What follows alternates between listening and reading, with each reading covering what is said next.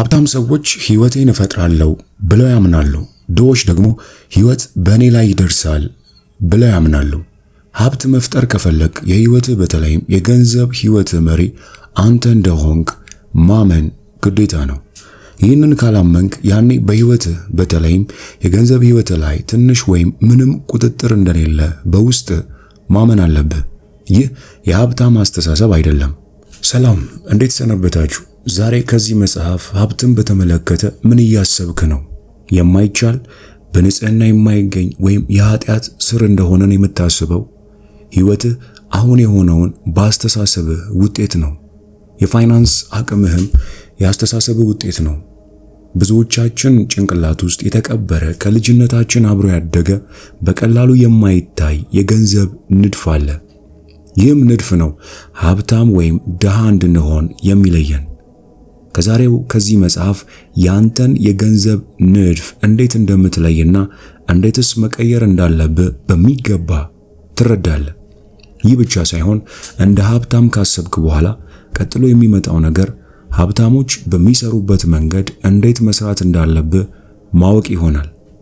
የገንዘብ ነፃነት ለመቀናጀት እንዴት ሀብታሞች በሚሰሩበት ጥበብ መስራት እንዳለብህ ትማራለህ። ከዚያም ገንዘብህ ለአንተ መስራት ይጀምርና አንተ የገንዘብ ነፃነትን ተቀናጅተህ ህይወትን ማጣጣም ትጀምራለህ። ስሜቶችህ ወደ ተግባራት ይመራሉና ከትንሽ ተነስተህ የህይወትን የገንዘብ ጨዋታ በትልቅ መንገድ መጫወት የምትጀምርበት ጊዜ አሁን ነው። ስለ ገንዘብና ሀብት ያለህን አስተሳሰብ ስትቀይርና ሀብታሞች በሚሰሩበት መንገድ መስራት ስትጀምር ቀጣዩ ሀብታም አንተ ትሆናለህ እያልኩ ነው። ይህ የማይቀየር ዕጣ ፋንታ ይሆናል። ከአምስት ሀብታሞች ጋር የሚውል ድሃ ስድስተኛ ሀብታም የመሆን እድሉ ሳይታለም የተፈታ ነው። ስለ ገንዘብ ያለው ንድፍ ያስተካከለና ሀብት እንዴት እንደሚሰራ የተማረ ሰው የሚመረቀው ሀብታም በመሆን ነው። ተግባራት ወደ ውጤቶች ይመራሉና ውጤትህ ሀብታም መሆን ነው። በመቀጠል ሀብት መፍጠር ከፈለክ ማድረግ ያለብህን አንዳንድ ቁልፎች ከማየታችን በፊት ይህንን አስደናቂ ቪዲዮ ላይክ በማድረግ ለሌሎችም ሼር በማድረግ ይህንን ድንቅ ቤተሰብ ሰብስክራይብ በማድረግ እንቀጥል። ሀብት መፍጠር ከፈለክ የህይወትህ በተለይም የገንዘብ ህይወትህ መሪ አንተ እንደሆንክ ማመን ግዴታ ነው። ይህንን ካላመንክ ያኔ በህይወትህ በተለይም የገንዘብ ህይወትህ ላይ ትንሽ ወይም ምንም ቁጥጥር እንደሌለ በውስጥህ ማመን አለብህ። ይህ የሀብታም አስተሳሰብ አይደለም። እንደ ምሳሌ የሎተሪ ትኬት በመጫወት ብዙ ገንዘብ የሚያወጡ ብዙውን ጊዜ ድሆች እንደሆኑ አስተውለ ይሆናል። ሀብታቸው ሌላ ሰው ስማቸውን ከኮፍያ ውስጥ በማውጣት እንደሚመጣ በእውነት ድሆች ያምናሉ። እንዲሁም የሎተሪ መውጫውን ትኬት ደግሞ ደጋግመው እድሉ ለነሱ ይሁን አይሁን የሚለውን ለማየት በየሳምንቱ ይሞክራሉ። እርግጥ ነው ሁሉም ሰው ሎተሪ ማሸነፍ ይፈልጋል። ሀብታም ሰዎችም አልፎ አልፎ ለደስታ ይጫወታሉ። ግን በመጀመሪያ የደሞዛቸውን ግማሽ ለሎተሪዎች ትኬት አያወጡም።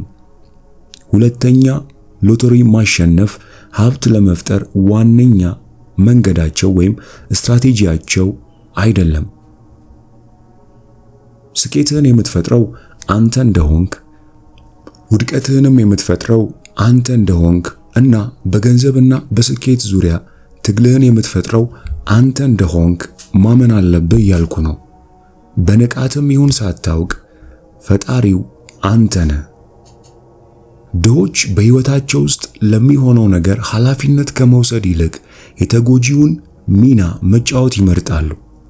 የተጎጂው ዋና ሐሳብ ብዙውን ጊዜ ምስኪን እኔ የሚል ነው። ስለዚህ ወዲያውኑ በዓላማ ህግ መሰረት ተጎጂዎች በትክክል የሚያገኙት ያንኑ ነው። እናም ይበልጥ ድሆች ይሆናሉ። እነሱ የተጎጂውን ሚና እንደሚጫወቱ ገለጽኩ እንጂ ተጎጂዎች ናቸው አላልኩም። ማንም ሰው ተጎጂ ነው ብዬ አላምንም። ሰዎች የተጎጂ ሚና ይጫወታሉ ምክንያቱም የሆነ ነገር የሚያገኙ ይመስላቸዋል። ይህንን በቅርቡ በዝርዝር እንወያያለን። ሰዎች የተጎጂ ሚና ሲጫወቱ እንዴት ማወቅ ትችላለህ? 3 ግልጽ ፍንጮች ይኸውልህ። አሁን ስለ እነዚህ ፍንጮች ከመነጋገራችን በፊት ግን ከነዚህ የአኗኗር ዘይቤዎች አንዳቸውም ይህንን መጽሐፍ ከሚያነቡ ማንኛውም ሰው ጋር ምንም ግንኙነት እንደሌላቸው ሙሉ በሙሉ እንደምረዳ እንድትገነዘብ እፈልጋለሁ። ግን ምናልባትም የሚያገኘው ሰው ልታውቅ ትችላለህ እና ምናልባትም ያንን ሰው በቅርብ ልታውቀው ትችላለህ። ዞሮ ለዚህ ክፍል ትኩረት እንድትሰጥ እመክርሃለሁ። የተጎጂ ፍንጭ 1 መወንጀል። ሀብታም ያልሆኑበትን ምክንያት በተመለከተ አብዛኞቹ ተጎጂዎች የወቀሳ ጨዋታ ባለሙያዎች ናቸው። የዚህ ጨዋታ ዓላማ ራስህን ፈጽሞ ሳትመለከት ስንት ሰዎችና ሁኔታዎች ላይ ጣትህን መቀሰር እንደምትችል ማሳየት ነው። ቢያንስ ለተጎጂዎች አስደሳች ነው። በሚያሳዝን ሁኔታ በዙሪያቸው ለሚገኙ ሌሎች ሰዎች ያን ያህል አስደሳች አይደለም። ይህ የሆነበት ምክንያት ከተጎጂዎች ጋር ቅርበት ያላቸው ሰዎች በቀላሉ ኢላማ ስለሚሆኑ ነው። ተጎጂዎች ኢኮኖሚውን ይወቅሳሉ፣ መንግስትን ይወቅሳሉ፣ የአክሲዮን ገበያን ይወቅሳሉ፣ ደላላቸውን ይወቅሳሉ፣ የንግድ ስራቸውን አይነት ይወቅሳሉ፣ አሰሪያቸውን ይወቅሳሉ፣ ሰራተኞቻቸውን ይወቅሳሉ፣ ስራ አስኪያጃቸውን ይወቅሳሉ፣ ዋናውን መስሪያ ቤት ይወቅሳሉ፣ የላይኛውን ወይም የታችኛውን መስመር ይወቅሳሉ፣ የደንበኞች አገልግሎትን ይወቅሳሉ፣ የመለኪያ ክፍልን ይወቅሳሉ፣ አጋራቸውን ይወቅሳሉ፣ የትዳር ጓደኞቻቸውን ይወቅሳሉ፣ ፈጣሪን ይወቅሳሉ እና ሁል ጊዜ ወላጆቻቸውን ይወቅሳሉ። ጥፋተኛው ሁል ጊዜ ሌላ ሰው ወይም ሌላ ነገር ነው። ከነሱ በስተቀር ጥፋተኛ የሚያደርጉት ሰው የለም። የተጎጂ ፍንጭ 2 ማጽደቅ። ተጎጂዎች ካልወነጀሉ ሁኔታቸውን በማጽደቅ ወይም በማመካኘት ይተካሉ። እንደ ገንዘብ ያን ያህል አስፈላጊ አይደለም መሰል አባባሎችን ሲሉ ብዙ ጊዜ ታገኛቸዋለህ። ይህንን ጥያቄ ልጠይቅህ፣ ሚስት ወይም ፍቅረኛ ወይም አጋርህ ወይም ጓደኛ ያን ያህል አስፈላጊ አይደሉም ብትል አንዳቸውም ለረጅም ጊዜ ባጠገብ ይቆያሉ? እኔ እንደማስበው አይቆዩም። ገንዘብም እንደዚያው ነው። በቀጥታ በሚደረጉ ሴሚናሮች አንዳንድ ተሳታፊዎች ሁል ጊዜ ወደ እኔ መጥተው ገንዘብ ያን ያህል አስፈላጊ አይደለም ይላሉ። በቀጥታ ወደ አይኖቻቸው መለከትና ከስራሃል አይደል እላቸዋለሁ። አብዛኛውን ጊዜ ወደ እግራቸው እያዩ በለሆሳስ ልክ ነው፣ አሁን ጥቂት የገንዘብ ችግሮች አሉብኝ ግን ብለው ይመልሳሉ። እኔም አቋርጬ አይደለም አሁን ብቻ ሳይሆን ሁልጊዜም ነው፣ ሁልጊዜም ትከስራለህ ወይም ወደዚያ ትቃረባለህ። አዎ ወይስ አይደለም? በዚህ ጊዜ ብዙውን ጊዜ በስምምነት ራሳቸውን ይነቀንቁና በሐዘን ወደ መቀመጫቸው ይመለሳሉ። ለመስማትና ለመማር ዝግጁ ናቸው። በመጨረሻም በአንድ እምነት ይህ አመለካከት በሕይወታቸው ላይ ምን ያህል አስከፊ ተጽዕኖ እንዳለው ይገነዘባሉ። እርግጥ ነው ከስረዋል። ላንተ አስፈላጊ ካልሆነ ሞተር ሳይክል ይኖርሃል? አይኖርህም። ላንተ አስፈላጊ ካልሆነ የቤት ውስጥ ፓሮት ይኖርሃል? በፍጹም። በተመሳሳይ መንገድ ገንዘብ አስፈላጊ አይደለም ብለህ ካሰብክ ምንም ገንዘብ አይኖርህም። ይህን ያህል ቀላል ነው። በእርግጥም በዚህ ግንዛቤ ጓደኞችህን ማስደመም ትችላለህ። ገንዘብ አስፈላጊ አይደለም የሚል ጓደኛ ጋር ውይይት ውስጥ እንዳለ አስብ። እጅህን ግንባር ላይ አድርግና ከሰማይ መላእክት እንደደረሰልህ አድርገህ ተመልከት። ከዚያም ገንዘብ የለህም ብለህ ጭው። በዚህ የተደነቀው ጓደኛ ያለ ጥርጥር እንዴት አወቅ ብሎ ይመልሳል። ከዚያም መዳፍህን ዘርግተህ ሌላስ ምን ማወቅ ትፈልጋለህ? 50 ብር ያስከፍላል በለው። ግልጽ እናድርገው፣ ገንዘብ አስፈላጊ አይደለም የሚል ማንኛውም ሰው ገንዘብ የለውም። ሀብታም ሰዎች የገንዘብን አስፈላጊነትና በህብረተሰባችን ውስጥ ያለውን ቦታ ይረዳሉ። በሌላ በኩል ድሆች ገንዘብ ነክ ብቃት ማነስ በማያገኙ ንጽጽሮች ውስጥ ያጸድቃሉ። ገንዘብ እንደ ፍቅር አስፈላጊ አይደለም ብለው ይከራከራሉ። አሁን ይህ ንጽጽር የደደብ ነው ወይስ አይደለም? የትኛው ይበልጥ አስፈላጊ ነው? ክንድህ ወይስ እግርህ? እውነታው ግን ሁለቱም አስፈላጊ ናቸው። አዳምጡኝ ወዳጆቼ፣ ገንዘብ በሚሰራባቸው አካባቢዎች እጅግ በጣም አስፈላጊ ነው። በማይሰራባቸው አካባቢዎች ደግሞ እጅግ በጣም አላስፈላጊ ነው። ፍቅር ዓለምን ቢያሽከረክርም ሆስፒታሎችን፣ አብያተ ክርስቲያናትን ወይም ቤቶችን ለመገንባት አይከፍልም፣ ማንንም አይመግብም። እዚህ ነጥብ ላይ ይህንን የሀብት መርህ ልብ እንድትሉ ትፈልጋለሁ። ገንዘብ በሚሰራባቸው አካባቢዎች እጅግ በጣም አስፈላጊ ነው። በማይሰራባቸው አካባቢዎች ደግሞ በጣም አስፈላጊ አይደለም። አላመንክም? ሂሳቦችህን በፍቅር ለመክፈል ሞክር። አሁንም እርግጠኛ አይደለም? እንግዲያውስ ወደ ባንክ ሄደ ፍቅር ለማስቀመጥ ሞክርና ምን እንደሚፈጠር ተመልከት። ገንዘብ ከፋዩ ልክ ከእብድ ቤት እንዳመለጥክ አድርጎ ይመለከትህና አንድ ቃል ብቻ አውጥቶ ይጮሃል፣ ጥበቃ ወይም ፖሊስ። የትኛውም ሀብታም ሰው ገንዘብ አስፈላጊ አይደለም ብሎ አያምንም። እናም ላሳምንህ ባልችልና አሁንም ገንዘብ አላስፈላጊ ነው ብለህ የምታምን ከሆነ ላንተ የምነግርህ ሁለት ቃላት ብቻ ናቸው፣ ድሃ ነህ። እናም ያንን የማይጠቅም ፋይል ከገንዘብህ ንድፍ እስካላስወገድክ ድረስ ሁል ጊዜም እንደዚያው ድሃ ሆነ ትኖራለህ። በመቀጠል የተጎጂ ፍንጭ 3 ማለትም ማማረር የሚለውን አስደናቂ ነጥብ እንመልከት።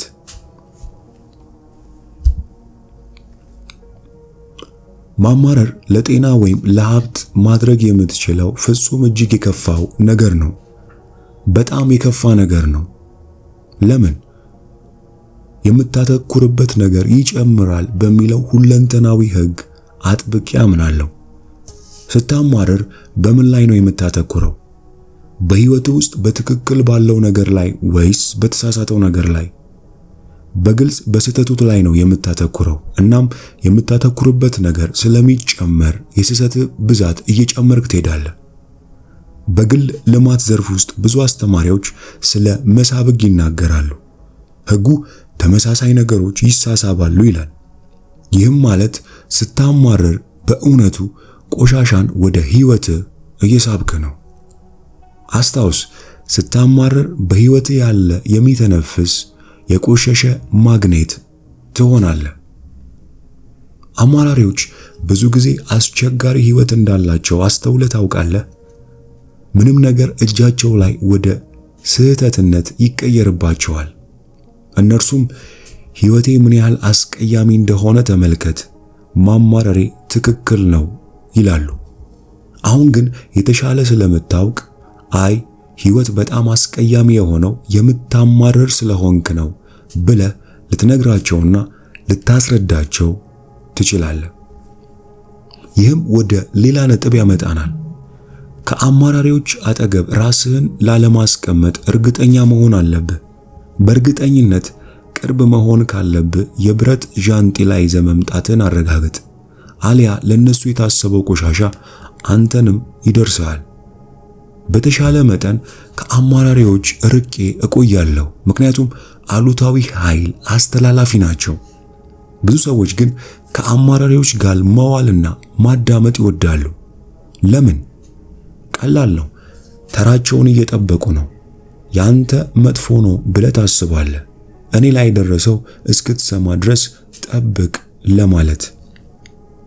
በሕይወትህ ውስጥ ብዙ ማማረር ካለ ሕይወትህን እንደሚለውጥ ቃል የምገባልህን የቤት ሥራ በመቀጠል ለማየት እንሞክር። ለሚቀጥሉት 7 ቀናት በፍጹም እንዳታማረር እጠይቅሃለሁ። ጮክ ብለህ ብቻ ሳይሆን ለራስህ በውስጥህም ቢሆን። ግን ለ7ቱ ቀናት ሙሉ በሙሉ ማድረግ አለብህ። ለምን? ምክንያቱም በመጀመሪያዎቹ ጥቂት ቀናት ውስጥ ከበፊቱ የመጣ አንዳንድ ቀሪ ቆሻሻ ሊኖር ይችላል። በሚያሳዝን ሁኔታ ቆሻሻ በብርሃን ፍጥነት አይጓዝም፣ በቆሻሻ ፍጥነት ነው የሚጓዘው። ስለዚህ ለማጽዳት የተወሰነ ጊዜ ሊወስድ ይችላል። ይህንን ፈተና በሺዎች ለሚቆጠሩ ሰዎች ሰጥቻችኋለሁ። እናም ይህ አንድ በጣም ትንሽ ልምምድ ሕይወታቸውን እንደለወጠው የነገሩኝ ሰዎች ስፍር ቁጥር አስገርሞኛል። ማማረር ላይ ትኩረት ማድረግና በዚያውም ቆሻሻን ወደ ሕይወትህ ከመሳብ ስትቆጠብ ሕይወትህ ምን ያህል አስደናቂ እንደሚያስገርምህ አረጋግጥልሃለሁ።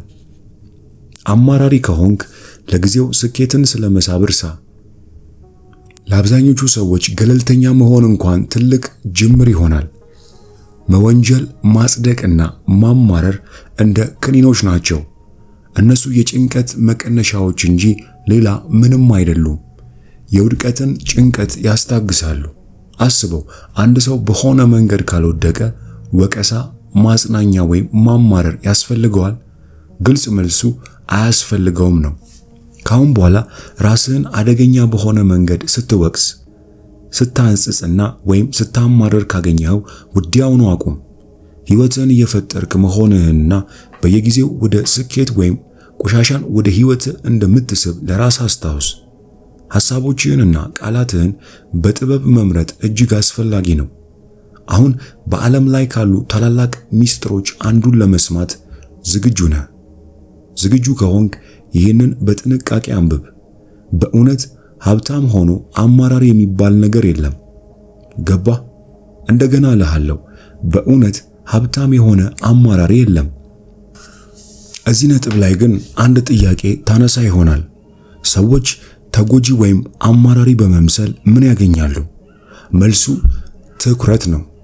ትኩረት አስፈላጊ ነው። በእርግጥ አስፈላጊ ነው።